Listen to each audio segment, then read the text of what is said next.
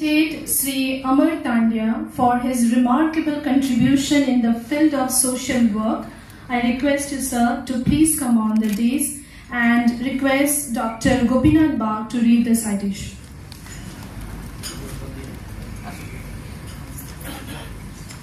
श्रीयुक्त अमर तांडिया महाशय जनमंगल कार्य आपण निज जीवन को उत्सर्ग करिसंती।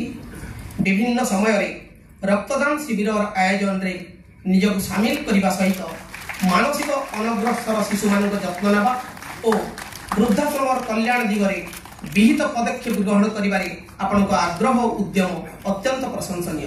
कोविड काल रे आपण निज जीवन को भ्रूक्षेप न करी रोगी सेवा तत्पर थिले। हे महाभाग आपण समाज सेवा को श्रद्धा और सम्मान जणाई 58तम प्रतिष्ठा दिवस पालन अवसर में संबलपुर विश्वविद्यालय आपण को संवर्धित करी आनंद लाभ करुछि।